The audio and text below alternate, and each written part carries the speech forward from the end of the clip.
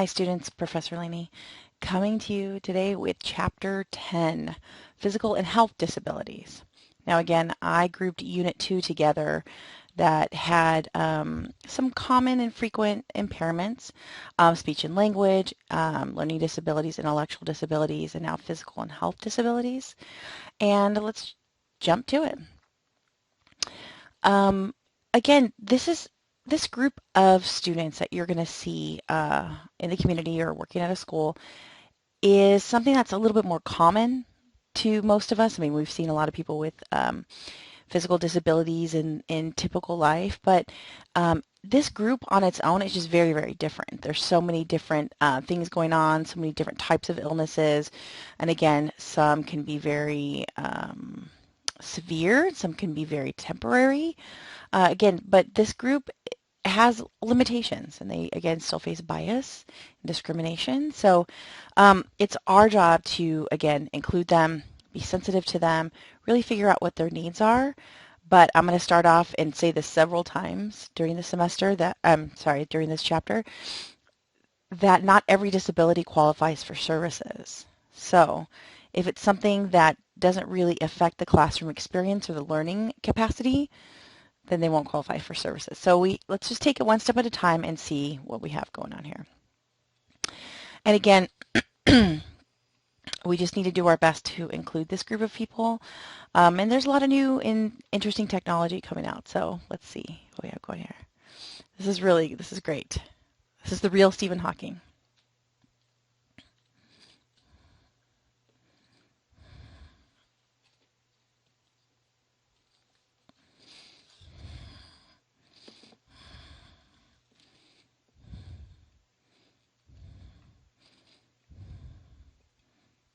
It's so cool.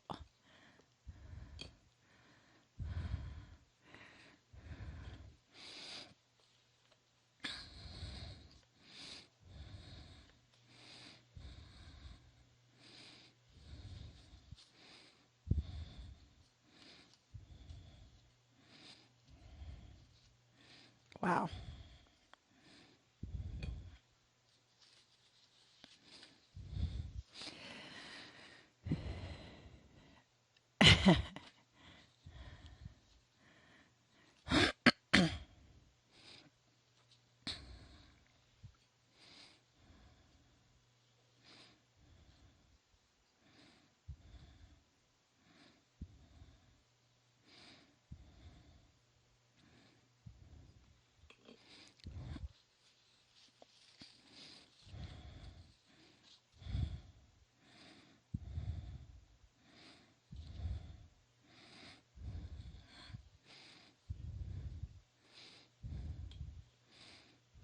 Interesting.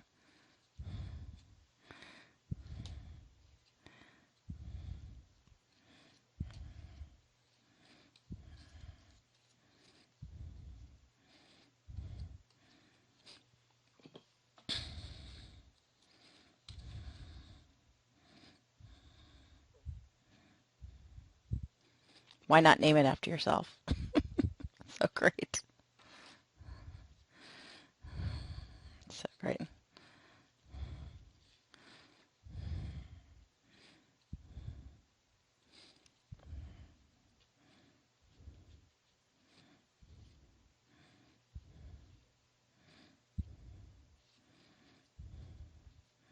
Wow.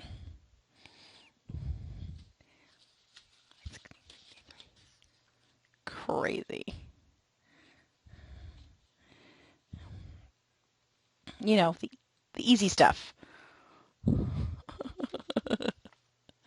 cool.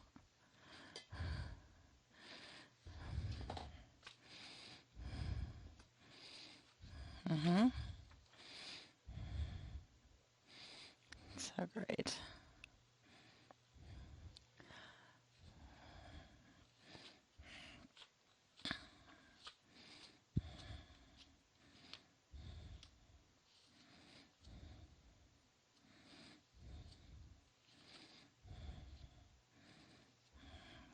Pretty amazing stuff.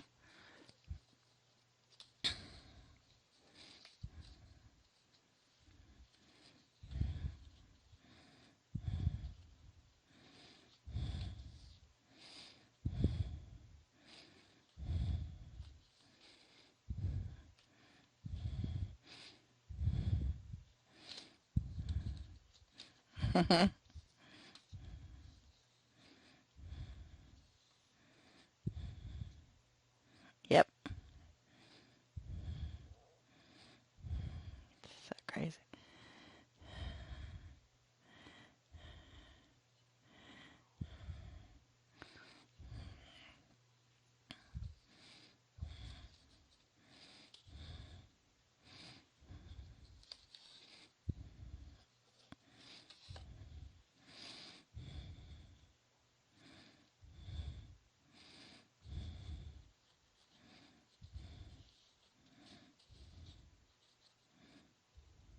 So that just goes to show you that somebody with physical disabilities um, can do so much. I mean, he's really done amazing things and has really created theories and things that we do in it's amazing. It's really defies description.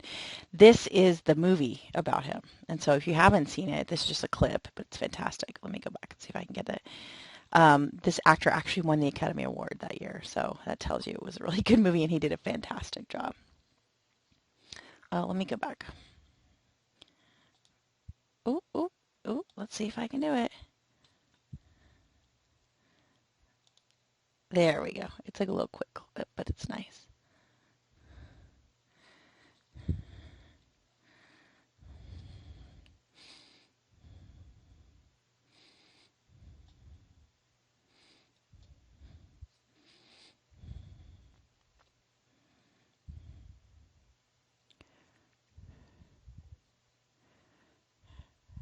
That, that's him getting his doctorate. He couldn't walk on his own. Surpassed his lifespan.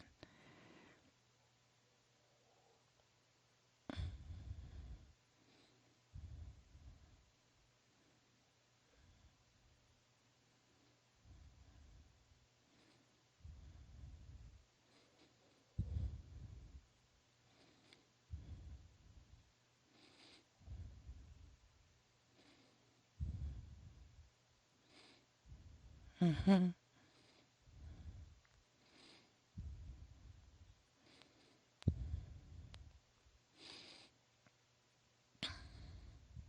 Very cool. Very cool. So I definitely suggest for you to watch that movie. It's fantastic. It came out a couple years ago. In fact, I added in some other suggestions on physical disabilities here. So let's go forward. And I just had to put this in there. I thought that was really cool. Again, there's so much cool stuff out there for kids and people with physical and health disabilities. So let's make it enjoyable. Let's have some fun. Now, in this first section, we're really going to get into the description and what it is and where it comes from, things like that, just like every chapter. And there's a nice way that this is organized, and so I want to be very clear with you here. There's physical and health conditions, and they come from different reasons, and then they are categorized differently. So again, only the ones that affect educational performance will be the ones that will be assessed for services. Again, so if a student has everything right here, totally great. No speech impairments, no language impairments, no learning impairments, nothing, right? And cognition is right on. But they just happen to be in a wheelchair. Are they going to get special ed services? No. The wheelchair doesn't keep them from learning, right? We'll talk about universal design, and we've talked about that before. It came from architecture, and now it's in everything, right? So you make sure that you have universal design, and that student in that device is accommodated. So think about it. Again, it's like every person with glasses is disabled? No. Okay. Two different categories and two types, okay? Again, mild to severe, and everybody's different here. So just remember, not everyone's going to be on IEP. And physical disabilities are just that. They're physical disabilities, but IDEA calls them orthopedic impairments. Orthopedic means the body and how it moves. So again, I put on here that these are the same. I put a big equal sign right there that they are the same. Okay. So this is a nice classification. This is very similar to how the book outlines it here. There's physical disabilities, right? And then it's categorized into neuromotor impairments and muscular skeletal conditions. A little funky to say. But let's talk about neuromotor impairment. Think about it, neuro and motor. So all these right here are going to have to do with the brain and how it manifests in the body. Okay, epilepsy, cerebral palsy, spinal cord disorders, muscular dystrophy, polio, and MS. We'll talk about some of these in this chapter as well. And this muscular skeletal condition is arthritis, limb deficiencies, or skeletal disorders. Okay. Then we'll talk about health disabilities. Again, you could have somebody who is physically all there, but has illnesses, and it might even be some of you, right? Asthma, blood disorders, cancer, heart defects, cystic fibrosis, diabetes, sickle cell anemia, tuberculosis, and then even infectious diseases is included here. Hepatitis B, HIV, AIDS, and storage infections. We'll talk about that. This is a quick video on IDEA special education categories. Sorry, go back. And it kind of breaks it down the same way, but I want to give you guys another option.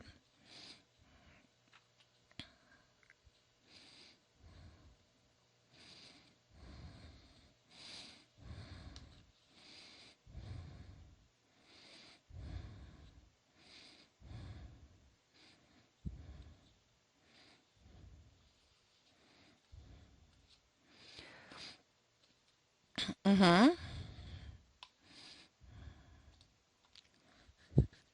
Correct. Correct. Correct. Oop.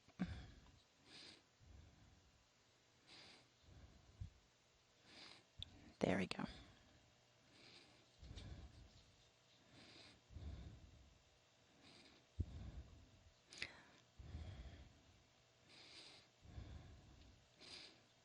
Mm-hmm.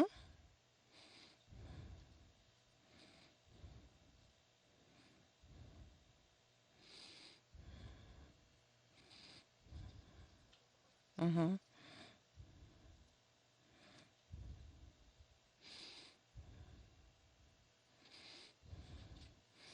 Again, the body, orthopedic.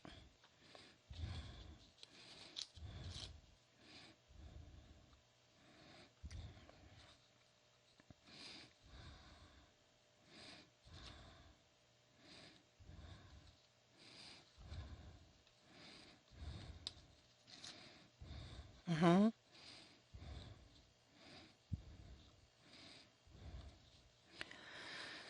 Right.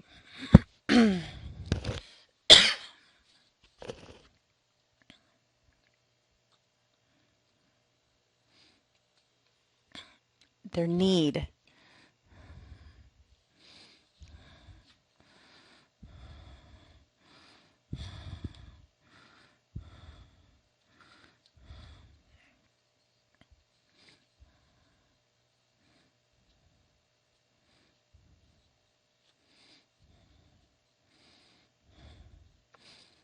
Mm-mm.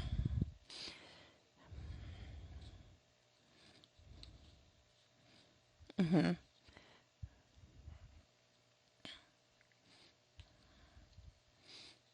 Correct. Correct.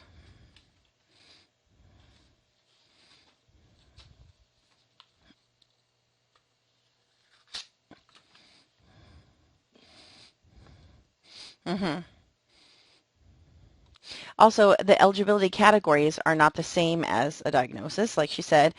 In fact, I've even talked to my doctor about it. I said, oh, the school has my son as OHI, which is the AD, ADHD, autism, and emotionally disturbed. And I said to the doctor, what do you think about emotionally disturbed? She says, I don't think much about it. It's not a diagnosis. It's just a category of services.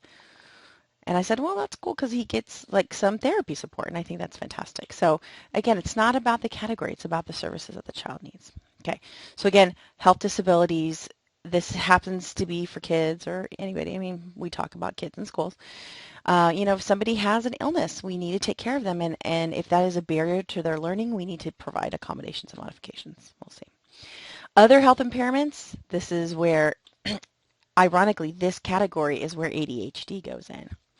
Kind of, it's so big. It should kind of have its own category. I think that might be next, right? I wonder if the federal government's looking at that. But again, this is what OHI looks like, other health impairments.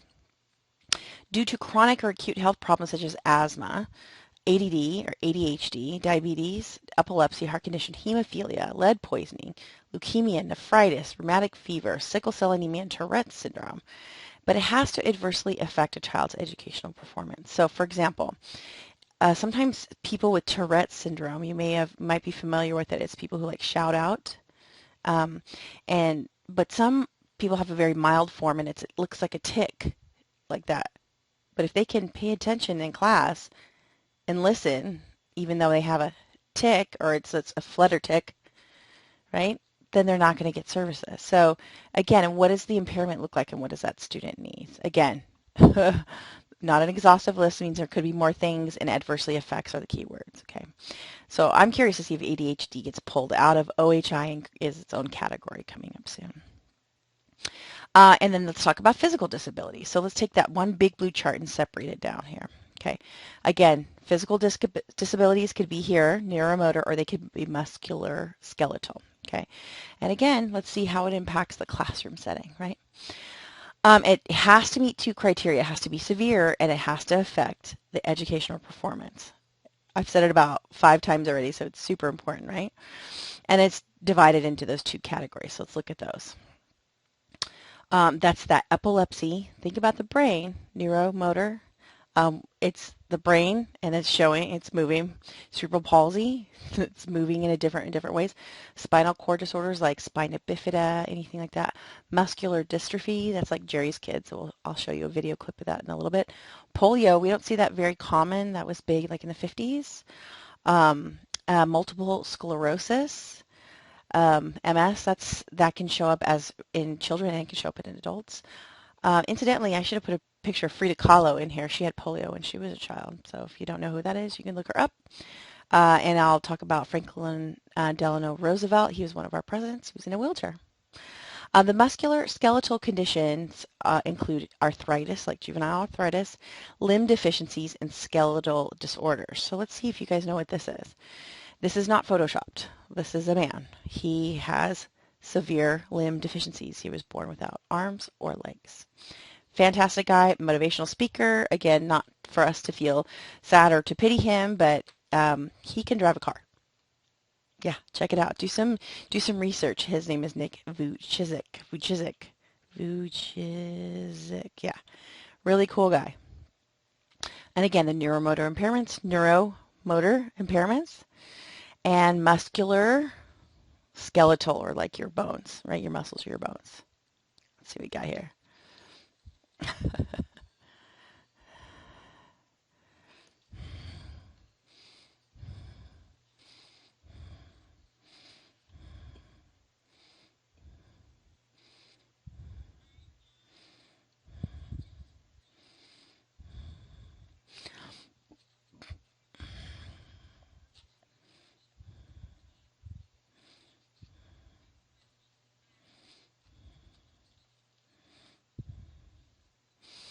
Cool.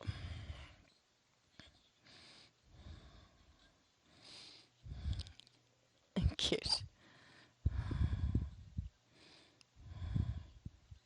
Oh, so old. Yeah.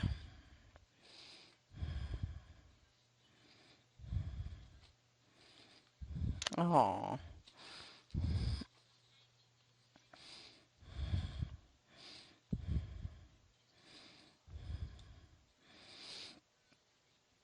it's like Girl Scouts.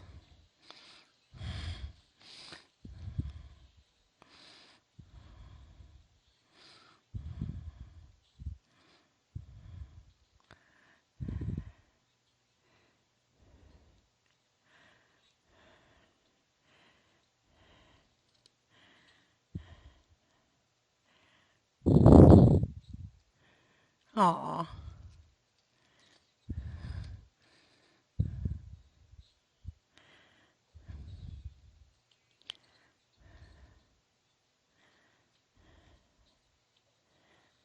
that's so sweet. Why not? She's so cute. So check that out. That might be Heartspeak CA might be something that you might be interested in looking into. And we'll talk about UCP as a local agency that's here. I'm a big fan of that. It's in Irvine, right off of Jeffrey. Um, let's see. Oh, the next one. This one's kind of the parents' side a little bit.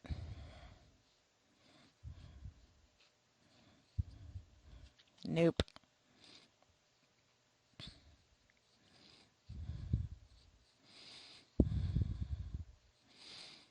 Let's make it smaller.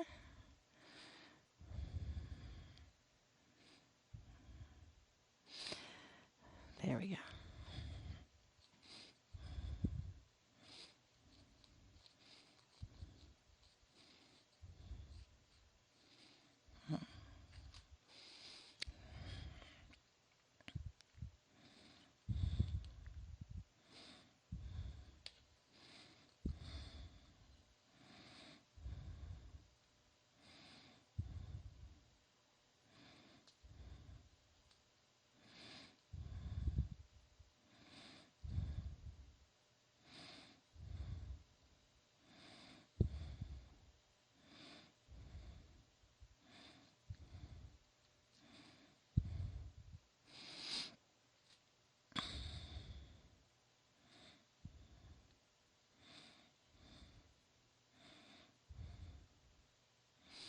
Yeah.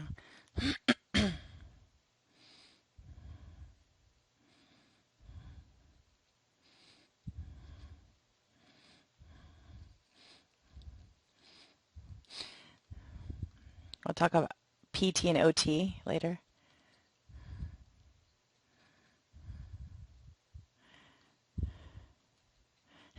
Why not?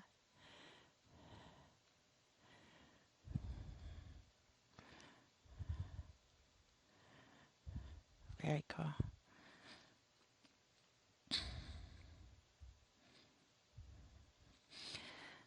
Just wait a sec.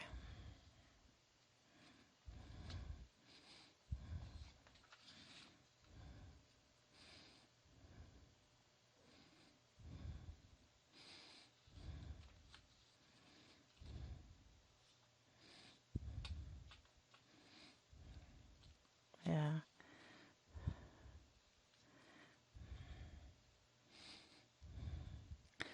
Yeah. Yeah. No. You need age appropriate information. That's correct, Mom. Good job.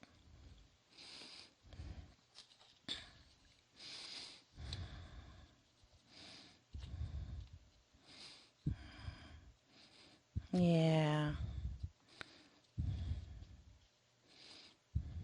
Yeah.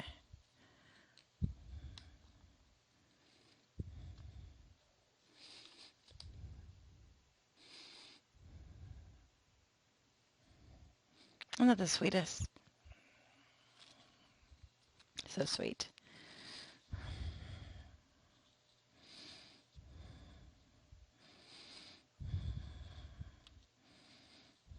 Yeah.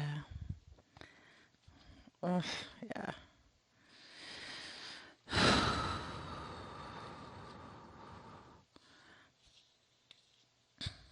Yeah.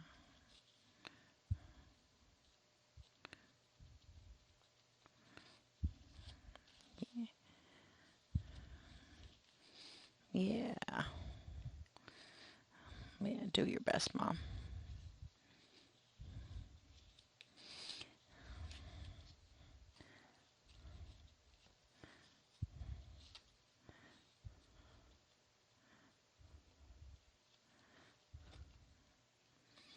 Yeah. Exactly. Exactly.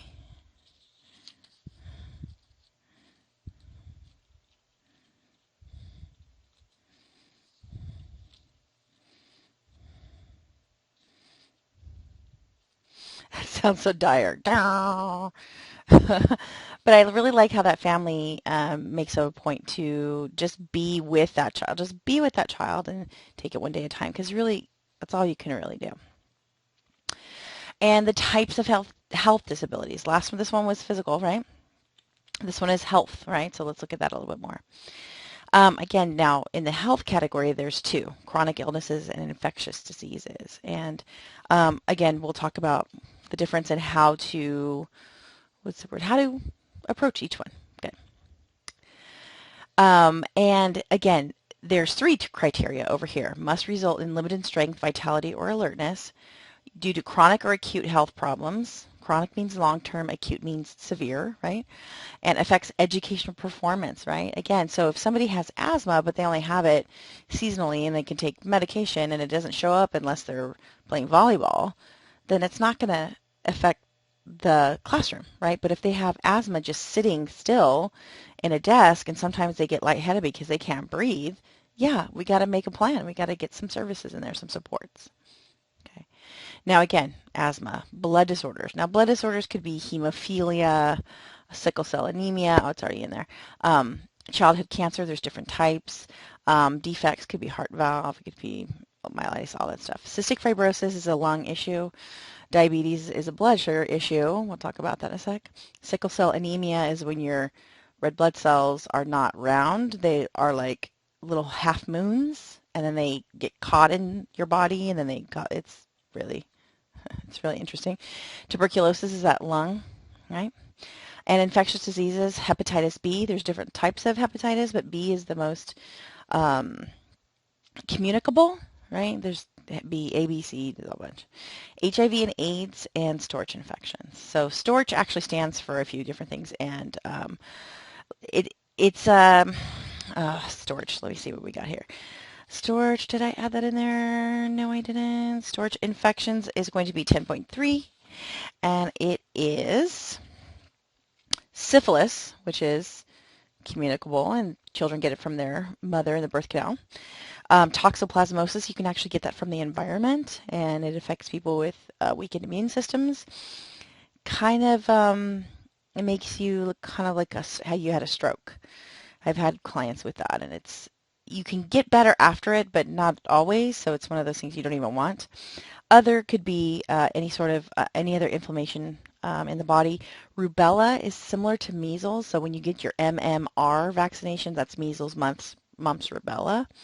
Cytomegalovirus is another virus that's, if the word has a virus in it, then it's something that can't be treated by medicine. It has to just either mutate or die or go away. And herpes, so storage, syphilis, toxo, other, rubella, cyto, and herpes. Again, these are things that are all grouped together because they kind of have similar characteristics. Okay, medically fragile is what we would say instead of saying the sickly child, right? Remember, person first language, we would say a student who is medically fragile. It encompasses a lot of terms. All of these terms, you could say, like instead of saying, oh, that child has sickle cell anemia, right? You could say that child is medically fragile. Now, again, they might not be fragile, so you can just say they have a medical challenge or a health challenge, right? So again, be very specific in your language, right? This one's very kind. I wanted to take a sec. I wanted so much to include this. I worked in HIV care with families and children for a number of years, and I'm glad that the book talks about it a little bit, but I really want to bring it. I really want to spend some time with it for a second because I think people are still nervous about HIV. They have a lot of misconceptions about HIV, and how can you have a HIV kid with HIV in your classroom? It's very possible. And just keep in mind that some kids don't even know that they have it because their parents haven't told them. Maybe their parents know and they're giving them medicine, but I've seen it where the parents take the labels off the meds and they don't tell the kids, and it's okay. A child's not going to be able to share it with another child unless there's very extreme, unique circumstances. So a child with HIV or AIDS can live in our community and be just fine. Okay, so let's see. Let's go back. I'm going to make sure that we got.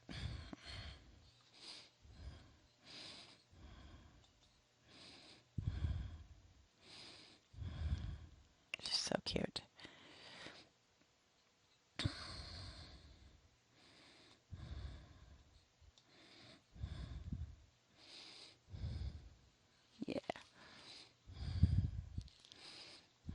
So sweet.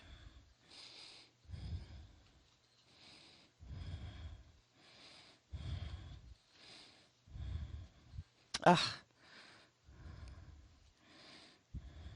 Oh.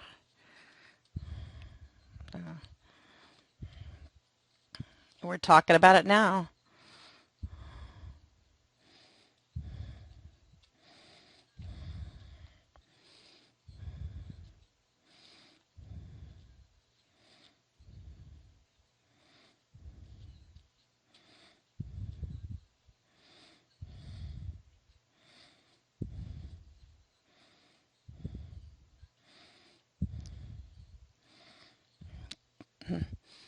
That's right. That's right.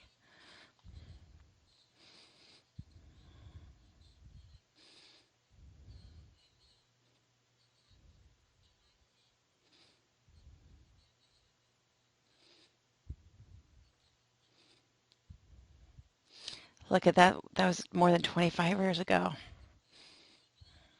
It still affects her.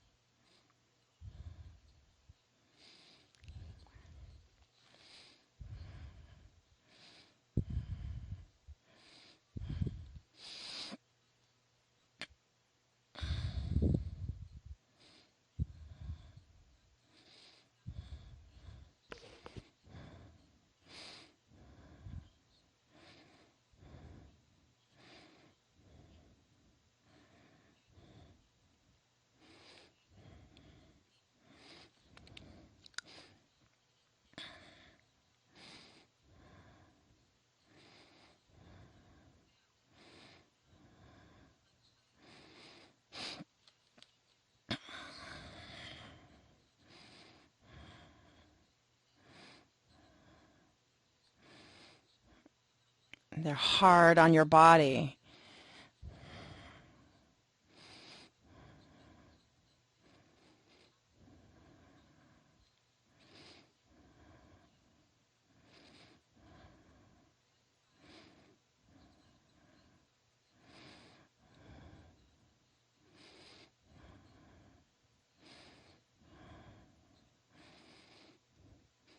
Right. So if you have the conception that everybody with AIDS is um, is unhealthy or they're sickly or they're in the hospital, that's not true at all.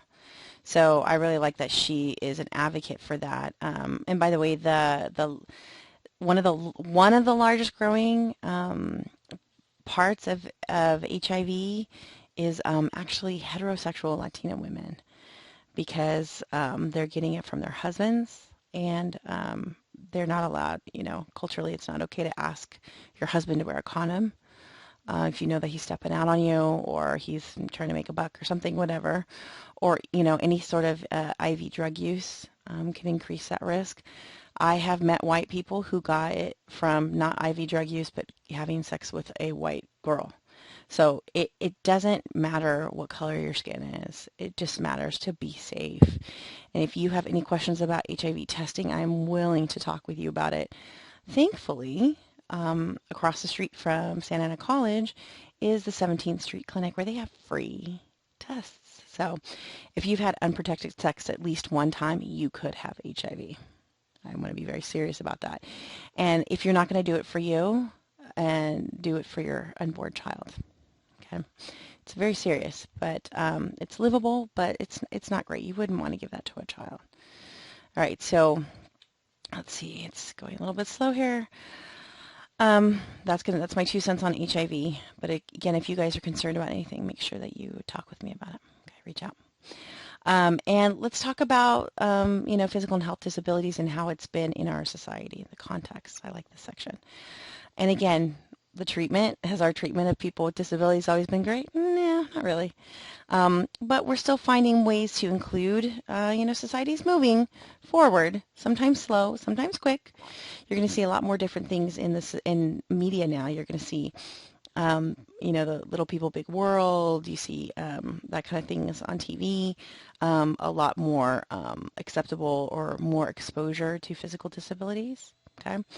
And again, we have laws here that protect people with disabilities, so we have to make sure that we follow the law. Okay. Again, there's clubs and groups and associations and advocacy, partners and things like that that help most any group of persons with disabilities. Okay. I literally have seen ADA paved. Like this is not even paved. Our national park system has to have, it is required by law to have paved wheelchair accessible portions of the national park for people in devices like such as this. So I've seen it. It's great. At the beach, I've seen it. There's at Yosemite, those kinds of things. I put together these movies for you. The Fundamentals of Caring just came out on Netflix just recently. Really cool movie. Theory of Everything is what I showed you earlier. That's the movie that's not Stephen Hawking, but the movie. The Sessions was interesting. I'm going to be very clear about that one. There's a lot of nudity in there. It's about there's people who are called sex surrogates, and they help people who have deficiencies in their body to still enjoy sex. And so, really interesting movie and very heartwarming. Actually, it wasn't lewd or disgusting, but I just want to let you know if you watch that one, it's not suitable for children or work. Soul Surfer, that was the one about the gal who lost her arm to a shark. My Left Foot, Daniel Day-Lewis's first Academy Award in 1989, amazing. And Charlie, I actually read the book that it was based on called Flowers for Algernon when I was in school. It is a very sweet, very, very sweet movie where there's a person with intellectual disabilities is given like medicine and he becomes super, super smart. And then the medicine wears off. So, spoiler alert, I'm assuming you're not going to watch it. But those are some movies that are along that theme. I found this while I was doing my research. What if our Disney princesses had limb deficiencies or were in some sort of wheelchair or needed some sort of device? Is that weird? A little bit, right? But why don't we have a princess with a physical limitation? Why not? Is she a different person just because? Shouldn't. So I'm curious to see, Disney's coming out with a Latina princess this year, so I'm really curious to see what's next, right? On the Hole in the Wall camp, the book talks about the Hole in the Wall camp founded by Paul Newman. I'm actually going to show you a video off of their website, and I have to tell you, tissue alert, because I watched this a couple times when I was putting the lecture together, and not only is it so sweet, but it's one of my favorite songs like ever. This artist, Natalie Merchant, who was big in the 90s, if you're not aware, she sang with 10,000 Maniacs and then did solo. I've seen her several times in concert, and I resonate with this type of artist, so sweet.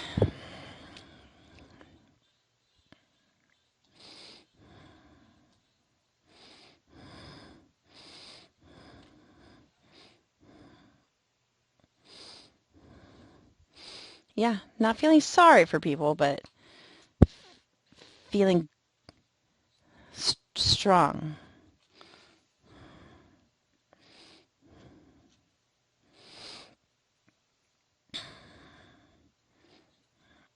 It's awesome.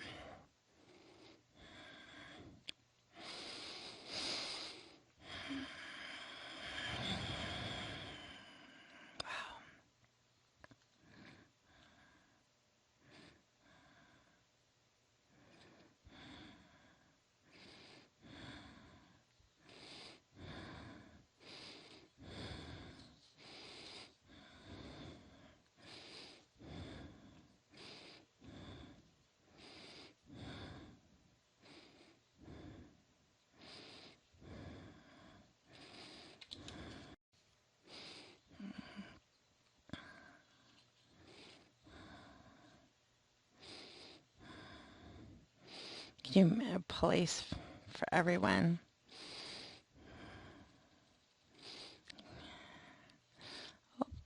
Catch up, catch up, catch up. There we go. Look at that, so awesome.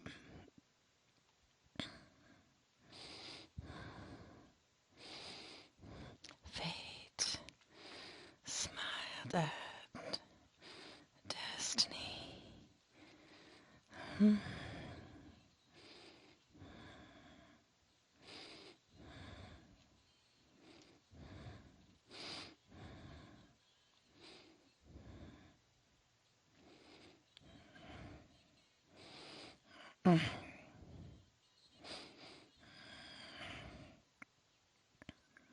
That's sweet.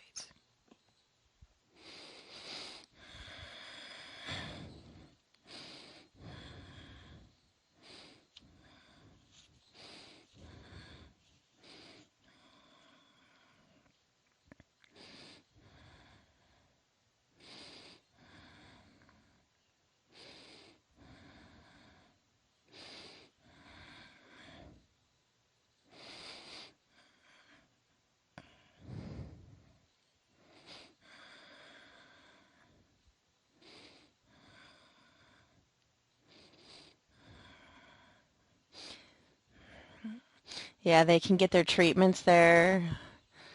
A lot of volunteers. It's so sweet.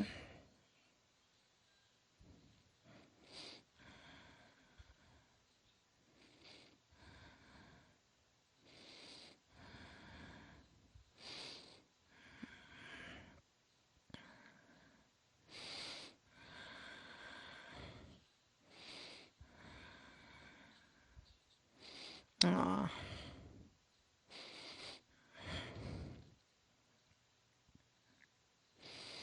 Yeah, so sweet. I love it. And they're also, I mean, I know it's a produced video, but all the smiles in there. I don't think it's here in California. However, if it is, maybe we should get a bunch of people together and go up there and volunteer. That looks fantastic. Just a place where everybody's included and their medical support's there, and they don't have to worry about just, but getting poked and prodded, but they can just be a kid, which is so fantastic. And again, where did it come from?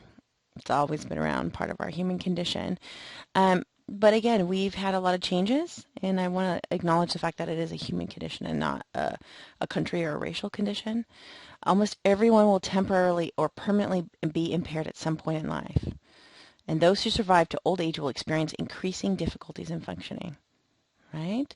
It's almost like if we're lucky enough to live long enough, we will all be disabled, all be in the same group. So again, I tell people, don't be so quick to discount people who it might be you later, right? Most extended families have a disabled member, and many non-disabled people take responsibility for supporting and caring for their relatives and friends with disabilities. Okay, and that's the World Health Organization. Okay, now I did put in this excuse me, this timeline here. These are just the brief history of rights for disabled citizens, and it talks about civil rights for disabled citizens, but at the same time, I put these other clips in here. There's a really extensive list, a PDF I could put on Blackboard, but I put things in here to show you that disabilities has always been part of our country. In fact, it's been part of our founding fathers here. Somebody with cerebral palsy who is disabled signed our Declaration of Independence. Stephen Hopkins, right? And FDR in a wheelchair from polio. So Lou Gehrig Day, that's kind of a big deal. It was, if you ever hear Lou Gehrig's disease, it's really ALS, amyotrophic lateral sclerosis, and people don't do well on that. In fact, they pass away. Ed Roberts, he was denied admission. We talked about this in some of the earlier chapters. He was denied admission, and not only did he get through, he broke those barriers down, and then he founded the Independent Living Movement and the Center for Independent Living, and then he ended up being, I think, the president of something at Berkeley. It's great. And Judy Heumann and John Dart here too. These are the people. These are kind of like the Malcolm X and the Martin Luther King Jr.'s of disability rights. And so, yeah, if you've never heard of them, then it's time for you to go surfing. It's cool. Okay. And again, the Civil Rights Bill bypasses persons with disabilities. It skipped civil rights. Really, just was talking about race, and then at the very bottom there, you can see the Americans with Disabilities Act becomes law. So again, if you really feel marginalized culturally, just know that people with disabilities had to wait almost another 30 years to get the same civil rights afforded to them. So think about that. Now, prevalence and placement, again, we've talked about a lot of different issues here, physical and health issues, but I'm going to just identify some of the big ones here and give you an idea of what you might see in a classroom. And again, prevalence is how common something is, and we don't know the numbers, right? Because if somebody has asthma, but they also have hemophilia, maybe they're getting more services for hemophilia or their learning disability or things like that. So this is a very sensitive group here, and there's a reason why we really don't know everything about everything, right? But it's still considered low incidence disabilities, and I'll show you the statistics in a minute. There's no like numbering system for people with disabilities. We don't be like, okay, well, here's your number, right? So if people have disabilities, but again, they don't need services, we really don't track people. And double counting students, again, if somebody has, you can have a physical limitation, but also have autism or ADHD or learning disability or speech disorder. And maybe they're in those other categories first, okay? And again, not everybody with a physical disability needs services, okay? Again, this is the prevalence here. If you see here's a learning disability, that's the number one. Speech or language, OHI, remember OHI, this is where ADHD is, good. And then autism is next. Intellectual disability, where we talk about that, chapter 9. Developmental delay, we'll talk about that later. Emotional, this is ED, multiple disability. Hearing, this is it. This is orthopedic. This is physical or health concerns right here. So about 1% versus 35% for learning disability. So it's rare, but you could have somebody in this category up here who also has an orthopedic impairment.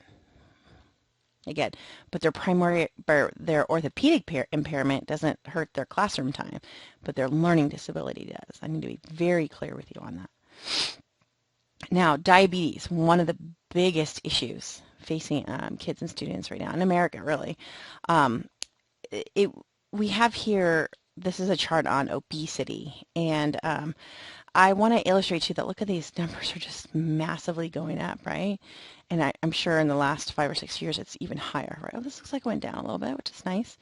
Green went up, 12 to 19 went up, 6 to 11 went down, which is nice, and 2 to 5 went up, kind of a lot. So it went down and then up. Ugh. It is a precursor to type 2 diabetes, and that's what we're going to look at here.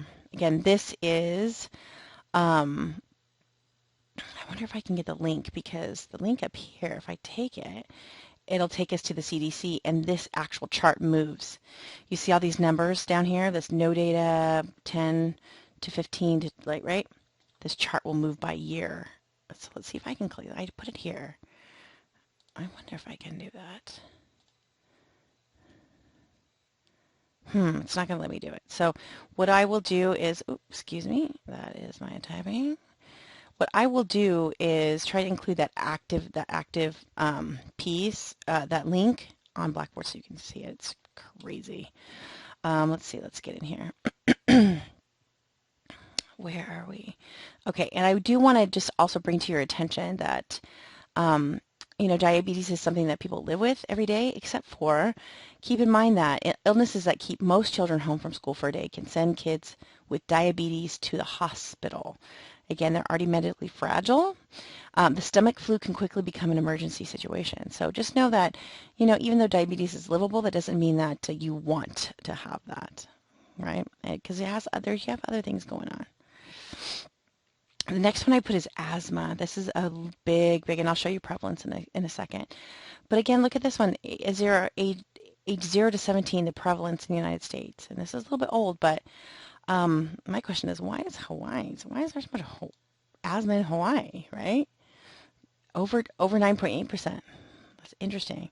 The data is not reliable in West Virginia, Vermont, and Maine. But look at this. Pretty decent over here. But then it gets really dark up in here. And these are more industrialized. You're going to have more factories and coal mining and things like that. So really, really interesting. Asthma is a big issue. And it shows up a lot in urban cities in this area and things. This is kind of what you'll see with asthma. Hypersensitivity, it mostly happens in boys. They're going to have a wheeze even on the exhale, shortness of breath. this restlessness, their heart skipping. Again, it can actually be life-threatening, as in my neighbor died from an asthma attack. So really, really, we got to keep an eye on our kids, right? And if, some of them need their inhaler, they need their inhaler, right? Sometimes kids need inhaler just because their body is growing in a specific way. So they just need it for a few months or years, but then it's done, just when their body has like healed or grown out of it or just grown up. And let's talk about the special needs education. Okay. Seizures. This is a big deal, right? Muscular, skeletal, neuromotor. This is the neuromotor, right? Neuromotor. Okay. And teachers are going to see some different types of seizures in the classroom, and you might have already seen these in the classroom or in your family, but I put a couple of examples in here as well. Epilepsy or seizure disorder, it's the same thing, hint, hint. But again, it just depends on who you're talking to. Think of it as like an earthquake or like a lightning storm in the brain.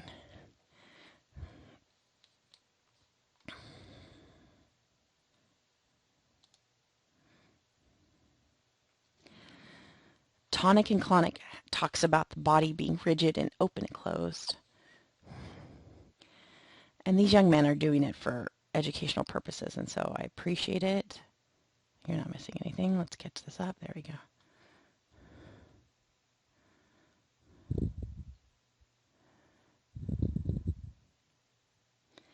The post-ictal phase means they're kind of like out of it, kind of catching their breath, catching their mind. I think they do a good job on these seizures. These guys could just be hanging out, and all of a sudden, and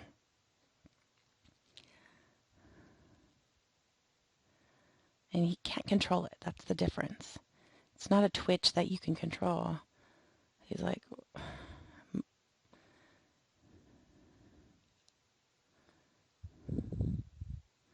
sometimes people with seizures can feel it coming on, or they don't feel it at all. Yeah, now you can see that's the end. I've worked with children with this one, the atonic seizures. Like all of a sudden, their head just drops because their muscles and their brain are not working together. I had a student who had 150 of those a day. It's heartbreaking. This one is just like part of the body. He can still be doing his thing, but your brain is telling part of your body to do something completely different, right? And this last one is absent seizure, but it's a big one, but it's like a mini big one. Let's see if we can catch up here.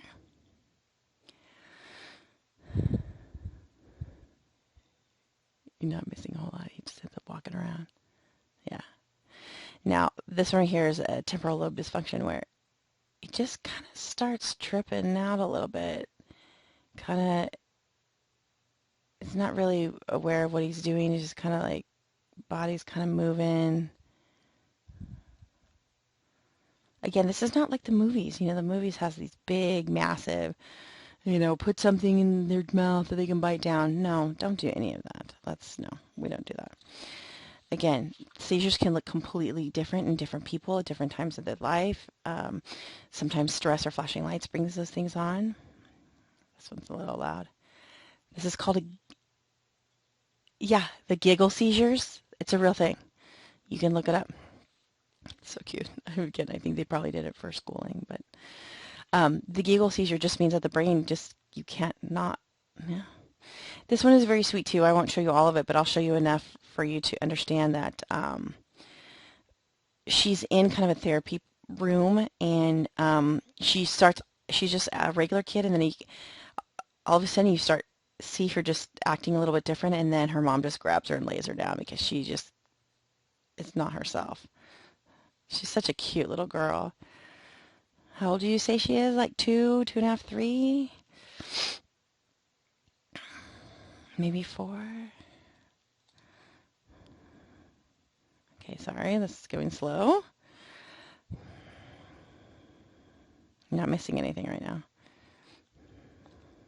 There we go.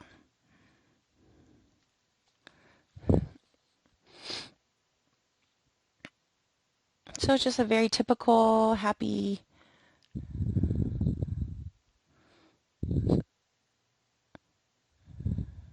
She starts reaching for her mom because she's not feeling great. You can see her chin start to,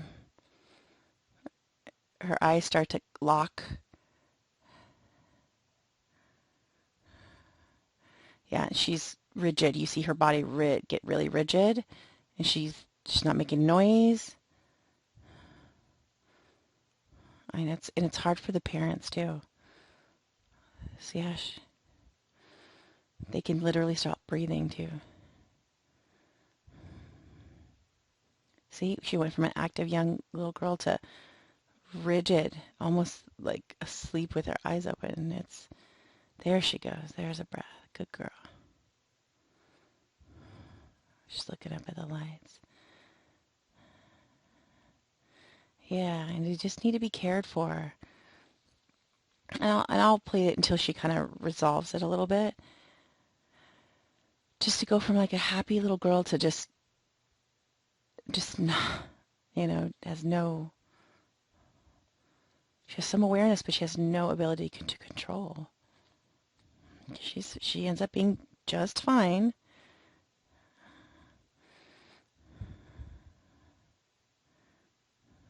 Yeah, she's okay. And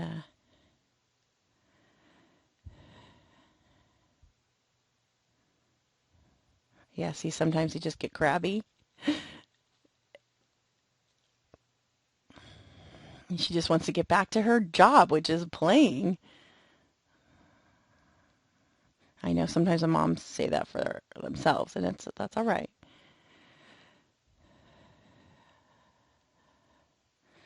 See, she just wants to play, play, play, play, play around.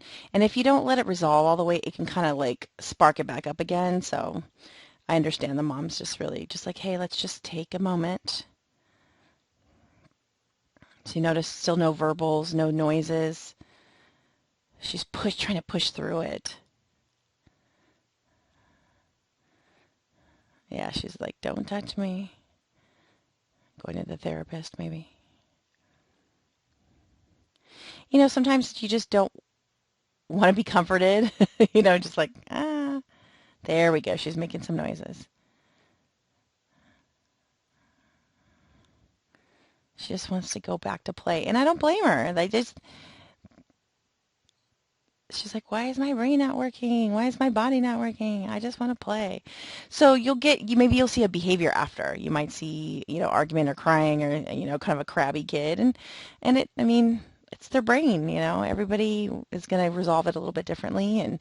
But she's okay. And looks like she has great support. So you might see things like that in a play yard, like if you're working with preschool kids, maybe you'll see that, or even a smaller version of that. Now, this next one I want to show you is very rare, but a friend of mine, she was working in a classroom with a third grader, and she noticed when the third grader was at the computer lab taking her test because she could get the accommodations to take it on the test.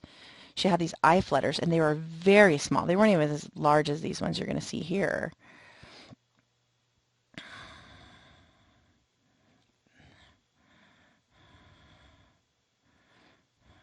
That's a seizure.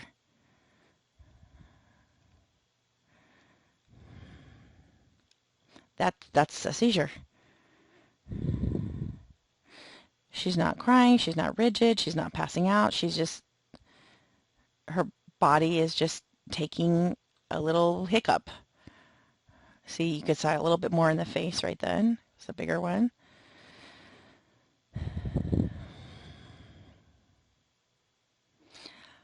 Oh yeah, I've heard of a Kritusha. It's sad. They cry like cats. Yeah, and we have this little friend right here. She's having little baby seizures. So you may see something about 10% of that in some kids. But you notice she's not stopping what she's doing. It's not changing her day. Sounds like she can listen. She's looking. So again, it really depends on, again, does that interrupt her educational functioning? I don't know. She's probably about 5, maybe. So if she's having trouble with her ABCs and shapes and ordering and numbering and all that stuff, then we'll look at services.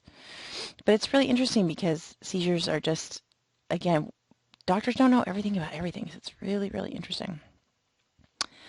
Let's see, accommodations, and we've talked about this in other chapters. How do you accommodate? How do you provide some support so the student can have access to the general education, just like every child? And again, let's look at accommodations and then those barriers, and let's break down those barriers, okay? Again, when you offer and when you uphold the law and you do your job, it lets them know that, you know what, it's not equal, but it's fair, right? Not equal is the same for everybody, but fair is giving some people some supports that they need and other people supports that they don't need, and they don't need it, right? And it also gives the message that everybody's important and expectations are high for everyone, right? Remember the structured frameworks and even PBIS for behavior supports? The expectations are high. Now, for some accommodations are natural here. You guys are taking a distance education class, and maybe some of you are disabled, and this is helping, right? And maybe not. Maybe it just works in your schedule. But these are some things that we've set up even at the college level. Communities of practice. Again, if you're taking, for example, at Santa Ana College, the ASL class, you can go into a community, like a community meeting, and practice your ASL, right? It's just kind of like a club or just a social gathering. Universal design, we've talked about this, is making everything accessible to everyone. Curb cuts and elevators and all that, right? But have you ever noticed this? Maybe you've seen big ramps on newer play equipment. It's not for those of us who just don't want to walk upstairs. It's for kids like this who should be able to enjoy a play structure even though they're in their accommodating device. It's fantastic. And even here, the table's high enough to accommodate this student. And he's working alongside the teacher and the other peers, right? So we're accommodating, making things equal. Okay. Now, service animals too. You can have service animals even in the school as long as it's there to support the child in their educational endeavors. We all know what a service animal is, and by the way, you can have a monkey or a horse, a little pony. You guys can look it up. It's pretty hilarious. But I want to be very serious here. Don't be like, oh, I need this little teeny tiny dog and carry it around in a person. It's my service animal. Don't push it, people. Because if you don't need it, then you're ruining it for people who do. And I get a little bit irritated with that. So again, if you need it, use it. If you don't, knock it off. Okay. that's my 2 cents on that one. And working with the school personnel, huge for these types of students. Yes, there are nurses and PTs and OTs. Sometimes the district has one nurse for like 4 or 5 schools, or maybe there's one nurse for each school. It depends on funding and also depends on the population of the school and things like that. And then coordinating those services sometimes comes through a case manager. So we'll talk about that here. So these are the main helpers here. And as we get into other chapters, we'll talk about other roles for students with those specific disabilities, but specifically with physical and health disabilities, there's school nurses, PT, and OT. Okay, we know what school nurses are, PT, OT, and again, when you put a student in those labs or those gyms, it gives them all these different opportunities here to build all of these things. And again, if some of you are thinking of going into PT or OT or SLP, and we'll talk about that later, we talked about that in speech and language, but giving them these opportunities to build lots of skills, not just one, is really key because you create a whole child and not just a child who's good at one thing, right? I like this. Hashtag this ability, not disability, this ability. All children should be part of society, not apart from society. I just thought that's great. And again, you could work with smaller kids and teach them how to crawl. Yeah, my son was developmentally delayed on some of his crawling and sitting up and things like that, but he caught up. But, maybe this is going to be what you want to do. There's so much joy to be had and so much work to be done. So again, if you're not going to be a teacher in the classroom, maybe you want to do this type of work. It's so great. Now, individualized healthcare plans are a little bit different than IEPs. Students on IEPs, all students who are receiving services get IEPs, but students who have specific health and healthcare needs and specific disabilities this way will also have an IHP, an individualized healthcare plan. Again, we need to make sure that we have a nurse on board, and some kids have to have injectables, some kids have to have their medication given to them, some kids have to, so it really depends on what that student needs in order to maintain their educational experience, right? Access to the gen ed. And now a case manager is somebody who coordinates all the care. If there's a nurse and a PT and an OT and a special ed service person and somebody who helps a mobility expert and there's an SLP, like all these things, they coordinate all these people. And by the way, all those people show up at the IEP. It's crazy. Let's see what we have next. And this is kind of like the futures part, and I really like it. Excuse me, we'll talk about prosthetics and robotics here, which I think is great, especially for this community. This is the community that's going to heavily rely on technology the most. And I put this all in italicized because this is kind of my interpretation of this part of the chapter. It's like what I would say. But yeah, this is the group that's going to really benefit from those types of technologies.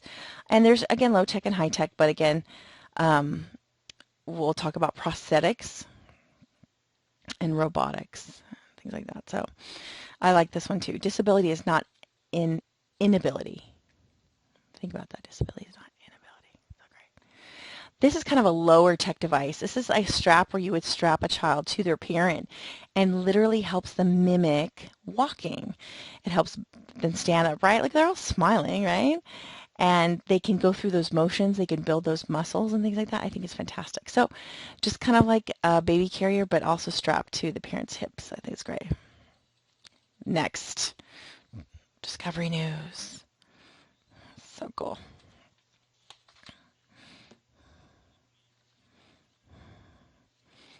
So cool.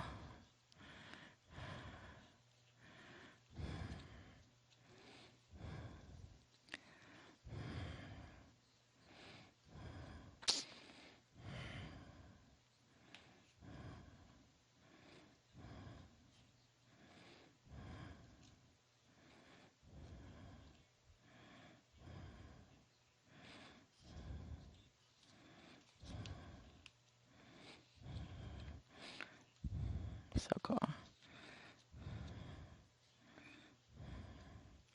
So cool. Wow.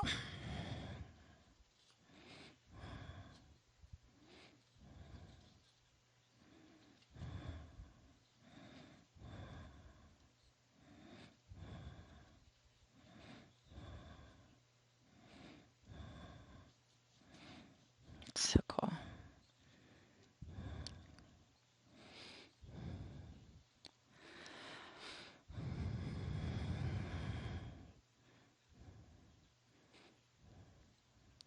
So, so crazy.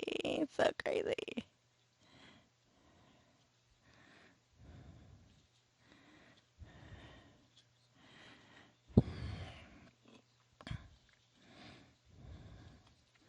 Look at that. That's so great. So cool.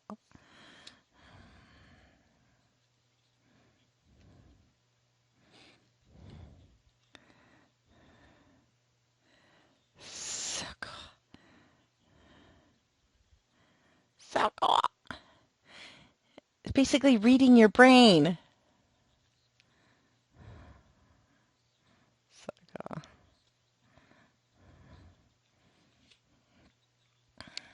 So cool. Right, right.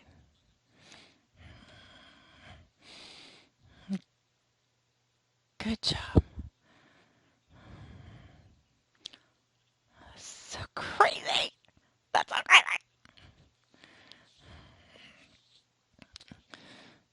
That is so crazy. He's like the first person in the world. That's so crazy. I love it. It's like that Terminator hand. That's so cool. And I'm really glad that I got the Chili Willies. I'm glad that the chapter, the authors included that video. I think that was really cool. And then, sorry, we'll see if we can. There we go. Another cool one.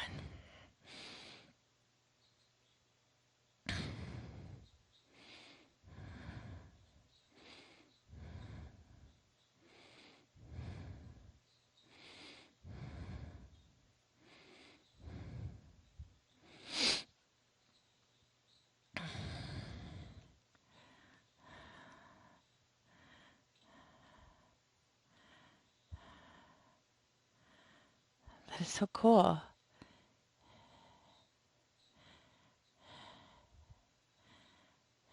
Wow.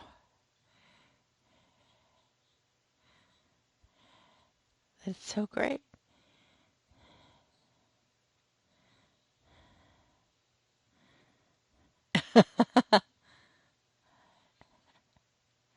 That is so great.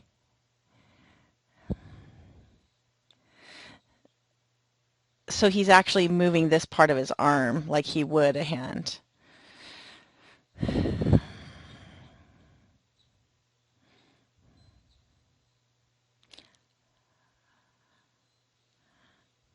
Still probably faster than me.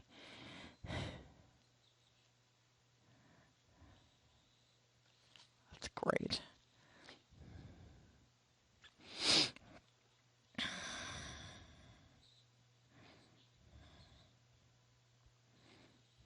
That'd be cool. Could you imagine shaking that hand? It goes back.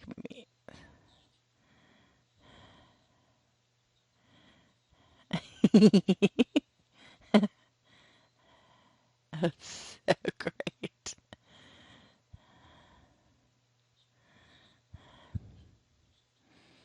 hmm in the next 5 years, it's probably going to look exactly like an arm and a hand, like a full-on movie. Look at that. Look at that.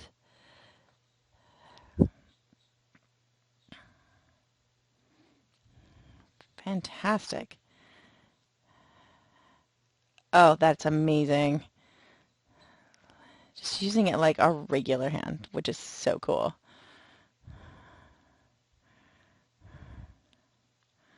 I'd be curious to see if it was like stronger, right? You like open the pickle jar with it. That's amazing. That's like a real hand. That is so cool. Oh yeah. Oh, I thought he was going to do it with the other hand, but hey, look at that. He moved his arm like regular, right? He's still holding it. He's not crushing it. Look at that. He's like, oh yeah. Oh my goodness, that is so cool. I really like that. I'm glad that they included that as well. So some really cool things here that the authors wanted to make sure that you guys saw, and I really appreciate it as well. So again, that's the prosthetics and robotics. I didn't bring any attention to the person that is featured at the bottom of that page, page 276. He was convicted of murdering his girlfriend. So I do not believe to put that person's name in my lecture. Okay, and that was last summer, so you guys can look that up as well. Again, just because you have physical disability doesn't mean that you're going to make good choices. Yeah, not cool. I think he's still in prison. Let's see, accidents and disease. Now, accidents, we're going to talk about that later when we talk about traumatic brain injury, very low incidence, but I did bring it up here a little bit so we can talk about that as well. There are some causes that we can absolutely prevent, like we talked about fetal alcohol with intellectual disabilities, but again, with our physical disabilities here, like again, prenatal care and keeping healthy and things like that when you're pregnant. But when it comes to accidents, not all accidents can be prevented because they're accidents, right? Even if you have a helmet, you can still have a head injury. So again, universal health care precautions and safety equipment will help reduce the incidence of physical disabilities from accidents. Again, so our book talks about something and how it can be prevented. So the health disabilities, so infections and diseases can be prevented by going to the doctor, right? You can die from the common cold and the seasonal flu. You can die from that. When people don't take care of their body, it actually starts to spiral. That's how we lost Jim Henson, the creator of the Muppets. He died from a common cold or flu. Asthma can be prevented or reduced by keeping a clean environment. They also talk about urban environments. There's more children in urban environments like cities that have asthma. Poisoning or toxins can be prevented by reducing accessibility. When we went through the adoption process, we had to put all our cleaning supplies up and locked, and so we still have them like that. So again, we've never worried about our kid getting hold of something, and kids do because it's stuff, it looks pretty, and right? So Keep it clean. Premature birth can be prevented by prenatal care. My son is definitely has an issue with that. His birth mom did not have any prenatal care for 6 months. So, and he was born at 3 pounds. So, is there a correlation there? You bet there is. HIV can be prevented by proper safety precautions. Like the book says, abstinence. Well, of course, if you don't have sex ever, you can't get HIV or AIDS. But come on, let's just be honest here.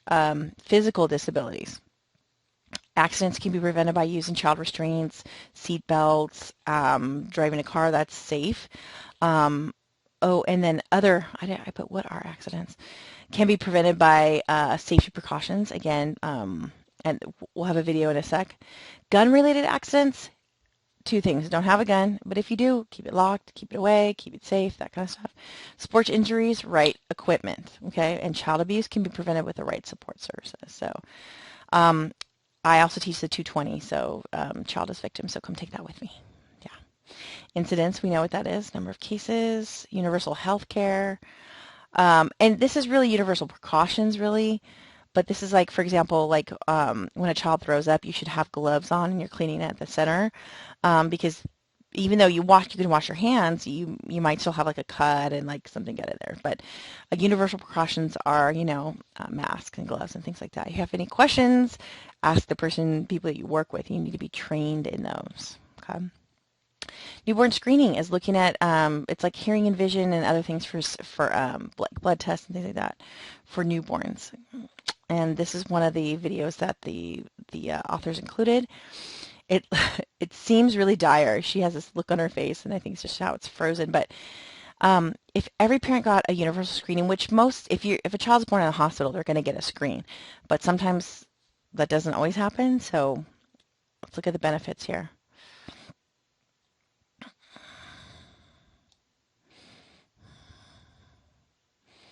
Mm-hmm.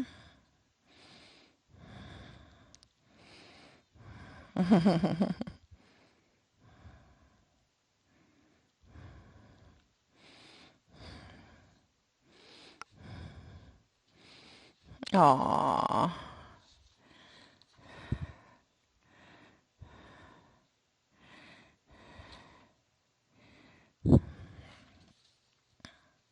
So sweet. So how do we get that? How can we almost guarantee that? Please.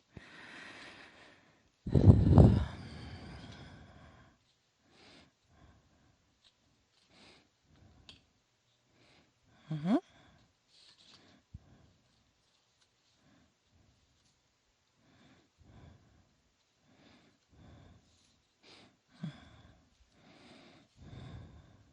Mm-hmm. Mm-hmm. Mm-hmm.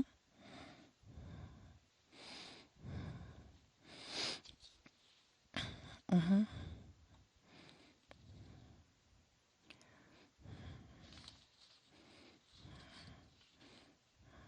Mm-hmm.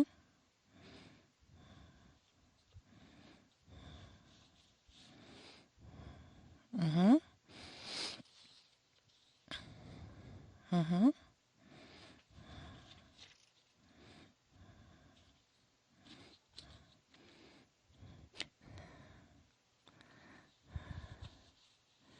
Yep. Just like that.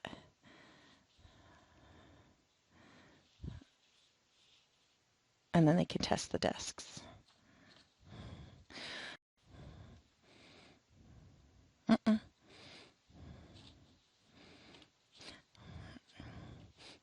Could be the hearing test too. You got to come back in for follow-up. Mm-hmm.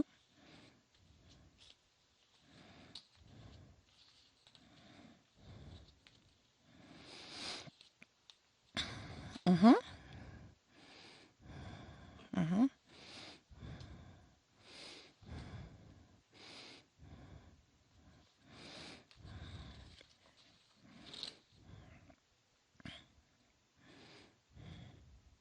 Mm-hmm.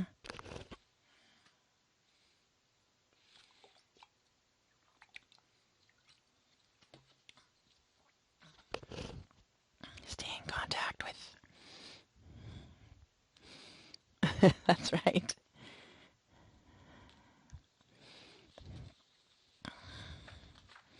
Be very, stay in contact. Yeah, peekaboo.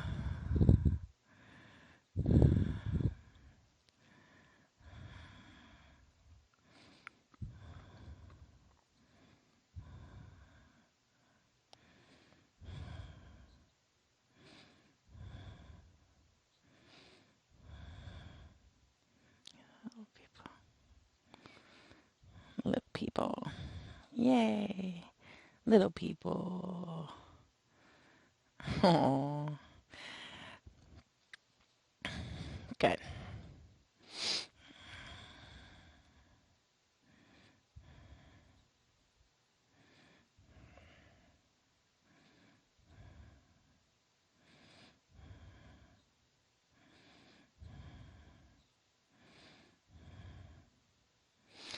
That is included here in the lecture as well. So, right, my son, like I mentioned, was a preemie. He had a lot of care and he was tested for a lot of things. Again, this is I think one of the ones that's already. Oh, the Great Child Safety Challenge. Ooh, I'll have to put that link on Blackboard because it's really cute. It shows a room and what could hurt a child and things like that. But we'll talk about traumatic brain injuries, but I'll add that as in part of our additional resources. So, summary, we hit it all. It's a long one, but we've done it. We've done well. Again, physical and health disabilities. Remember, we have physical, musculoskeletal, neuromotor, and then we have health disabilities. We have infectious diseases and chronic illnesses. And again, ADHD is there under OHI, other health impairments. So crazy. Um, Context is how are people those like that in our society? And again, how has our society treated people with disabilities? It's getting better, let's just say, but we have a ways to go, almost like every chapter. And special ed services. Remember, these students might not receive services if their disability is not affecting their educational performance in the classroom, right? If the parent brings them to school and says, well, my son can't make his bed at home, that's not a classroom concern, right?